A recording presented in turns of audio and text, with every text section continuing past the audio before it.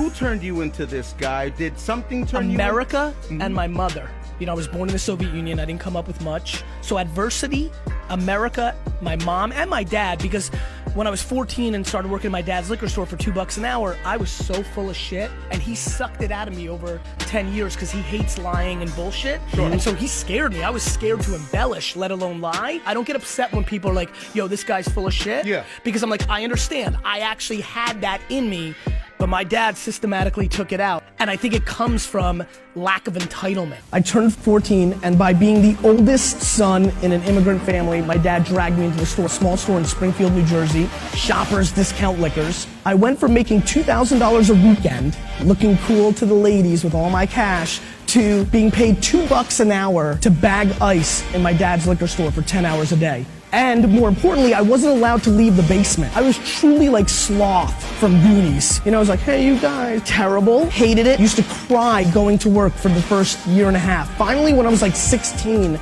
my dad let me leave the basement. So I went upstairs to dust bottles. And in 1998, I took over the family business. And from 1998 to 2005, I grew the revenue of Wine Library from a $3 to a $60 million a year business. I had a burning desire to pay back my parents for being the best. I was passionate, like just obsessed with building my family business for them because they had put me on so much emotionally. Not, you know, people always say, you know, when people like to razz me, they're like, easy for you to say you were given a liquor store. I wasn't. I built a business for my family and left with no economics because emotionally my parents perfectly parented me, which has now been the foundation of all my success. There's only one way to win a family business: radical candor. And you know how easy that is in a family business? Almost impossible. So I'm giving you advice that's hard. Radical candor. You're just gonna lose. It's gonna eat you inside. And I have good news for you. This is the only chance to have a good relationship with them, not the other way around. You think you're doing the right thing to have a good relationship with them. You're leading to the things that's gonna make you have regrets and real issues with them, and you're gonna snap, and you guys are gonna have a bad relationship. Second, third generation family business people pay the biggest tax in the world, and when they're fucking talented, they really are fucked. You know what family business dynamics are good for? Losers. That's when you're lucky, when you suck shit, and you're the one benefiting. You know when family businesses suck? When you're a winner, and you're paying a tax nobody's ever paid in life.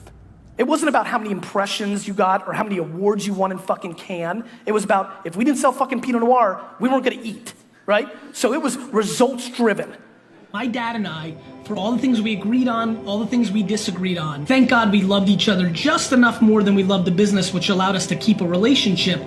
But 99% of our energy was always about the business for the long term. You know, it's easy for everybody from the outside saying, yo bro, stop carrying your sister and your uncle and everybody's getting money off your back. If it makes you feel good and you're okay with 15 cents on a dollar or 50 cents on a dollar, well then that's your life. So I would say this, if you've got a problem with it and your friends are saying that because they're supporting what you're saying after 4 beers, that's one thing. But if they're just observing from the outside and they're starting to change your mind, I wouldn't let outside sources tell you what to do with inside a family dynamic.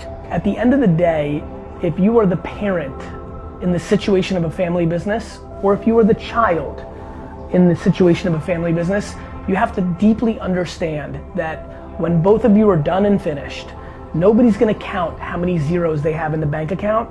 They're gonna count how many hearts and vibes and loves are in the system. What my dad and my brother and I were capable of doing was loving each other just a little bit more than the business making some more money or the ego or insecurity scratches that we needed in the dynamic of our relationships. If there's anything that this film could get across to you, I hope it is that at the end of the day, on that last breath, ask yourself what you're gonna be really thinking about.